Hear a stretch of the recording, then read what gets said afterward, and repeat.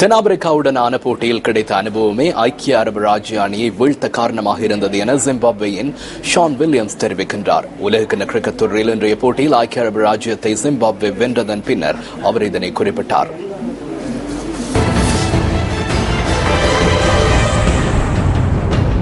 நியூசிலாந்தின் Nelson நகரில் உள்ள Sixon oval மைதானத்தில் நடைபெற்ற இந்த போட்டியில் முதலில் துடுப்படுத்தாடிய ஐக்கிய அரபு ராஜ்ய அணி 50 ஓவர்களில் 7 விக்கெட் இழப்புக்கு 285 ஓட்டங்களை பெற்றது.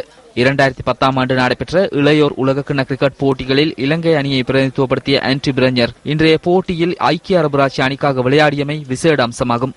ஆண்ட்ரி பிரஞ்சர் 22 ஓட்டங்களையும் சைமான் அன்வர் 67 ஓட்டங்களையும் பெற்றனர்.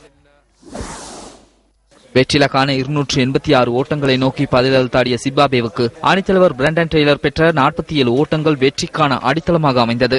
ஷான் வில்லியம்ஸ் ஆட்டமிழக்காமல் 76 ஓட்டங்களை பெற்றுக்கொள்ள சிம்பாப்வே 48 ஓவர்களில் 6 விக்கெட் இழப்புக்கு வெற்றி இலக்கை கடந்தது. இதேவேளை முன்னோடி பயிற்சி போட்டிகளில் கிடைத்த அனுபவமே வெற்றிக்கான பிரதான காரணம் என்று போட்டியின் பின்னர் ஷான் வில்லியம்ஸ் தெரிவித்தார்.